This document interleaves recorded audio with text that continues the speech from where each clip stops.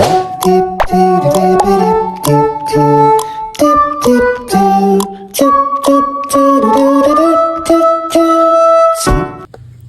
afritada! So hello guys, today magluluto tayo ng chicken afritada.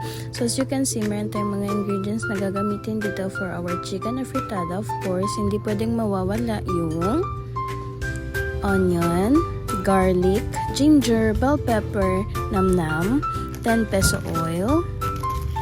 We have also the mafran or ketchup, and then the vegetable, which is the potato and carrots, and also the chicken. And now, we are going to put the pan, and then ilalagay na natin yung 10 peso oil. Hayaan muna natin siyang uminit. Tapos, kapag mainit na, pwede na natin iligay yung vegetable. Prituhin lang natin ng konti. Para mamaya, pag ilalagay na siya sa fritada is medyo half cooked na siya. So, yan, prituhin nyo lang ng prituhin. Hayaan nyo lang siyang maprito.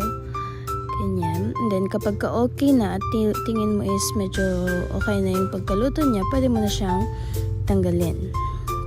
Ayan, tanggalin natin. And then, pwede na natin igisa yung ingredients, which is unahin natin yung garlic, tapos ilalagay natin yung onion, tapos lagay din tayo ng konting ginger, pang-alis lang ng lansa sa manok, and then konting bell pepper. Yung matitirang bell pepper, ilalagay natin yan mamaya kapag luto na yung ating chicken afritada. Naglalagay din ako ng pepper para maalis or maamoy yung paggisa.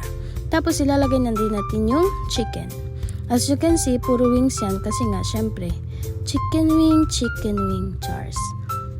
Tapos, sayan natin siyang kumulo, tapos i-mix natin ulit. Yan. Pagkatapos natin siyang i-mix, lagyan ng konting paminta, tsaka takpan ulit. Tapos kapag kailipas ng ilang minuto, pag feel mong okay na, open mo siya ulit and then mix mo siya ulit. Tapos, kapag na-mix mo na siya at feel mo medyo brownish na yung kanyang color, takpan mo lang siya ulit para maluto yung side, and then i-open mo siya ulit, and then i-mix mo na naman siya ulit. Tapos, kapag ka-mix mo, yan mo muna siya, and then mag-a-add ka lang ng konting water para lumambot yung chicken. Tapos, takpan mo lang siya ulit. Pag natakpan na, open mo na naman siya ulit, mix mo naman siya ulit, or ilagay mo na yung mafran or ketchup. Kahit anong ketchup naman pwede, pero ako mas mura kasi yung mafran, kaya mafran yung ginamit ko. And then, kapag natapos ko na yung mix, chinek ko din kung medyo malambot na ba yung chicken, then add na naman ako ng isang sachet ng namnam.